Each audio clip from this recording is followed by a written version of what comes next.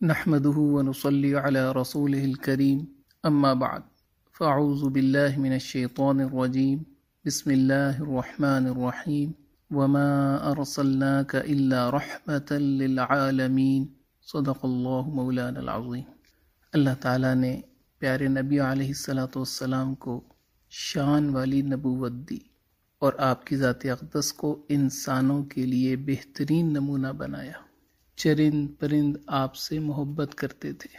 آپ کا پسینہ اطہر مشک سے زیادہ خوشبو والا تھا۔ آپ جس بچے کے سر پر شفقت سے ہاتھ پھیر دیتے اس کے بالوں سے خوشبو آنی شروع ہو جاتی۔ صلح حدیبیہ کے موقع پر پانی کی قلت ہو گئی۔ آپ علیہ الصلوۃ والسلام کے پاس ایک پیالہ یا مشکیزہ لایا گیا۔ اس میں تھوڑا سا پانی تھا۔ آپ نے اپنا ہاتھ مبارک اس میں ڈالا۔ اللہ تعالیٰ نے اپنی قدرت سے آپ کی انگلیوں سے چشمہ جاری کر دیا اور اتنا پانی آیا، پیالہ بھر گیا اور سارے صحابہ نے اپنے برتن بھر لیے۔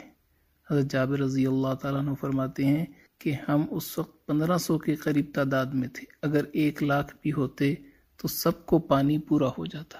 آپ آرام فرما رہے تھے۔ صحابہ فرماتے ہیں ہم نے دیکھا ایک درخت چلتا ہوا آیا، جھکا اور واپس چلا گیا۔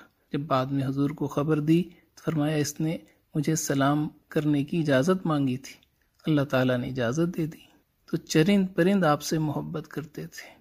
مسلمانوں کی سب سے بڑی کم نصیبی یہ ہوئی کہ مسلمان اپنے پیارے نبی کی سنت زندگی بھلا بیٹھا۔ کسی غم گسار کی محنتوں کا یہ خوب میں نے صلہ دیا کہ جو میرے غم میں گھلا گیا اسے میں نے دل سے بھلا دیا۔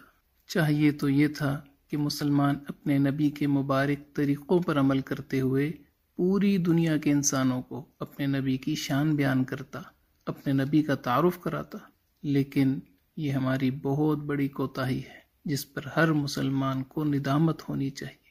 سچے دل سے توبہ کر کے پیارے نبی کی خوبصورت اخلاق والی زندگی کو اختیار کرنا چاہیے۔ پیارے نبی کی تعلیمات ہیں کہ جانوروں کو بھی اذیت نہ دو۔ آپ نے تو انسانوں کو انسانیت سکھائی۔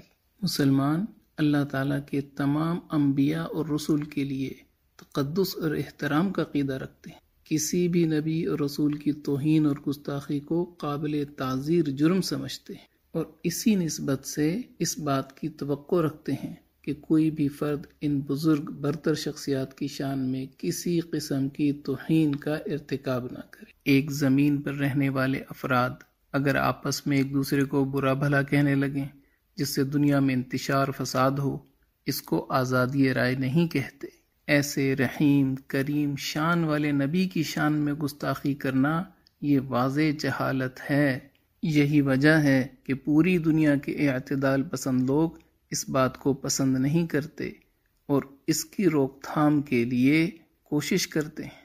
اللہ تعالیٰ ساری انسانیت کو پیارے نبی علیہ الصلوۃ والسلام کی مبارک زندگی پر آنے کی توفیق عطا فرمائے۔ وآخر دعوانا ان الحمد للہ رب العالمین۔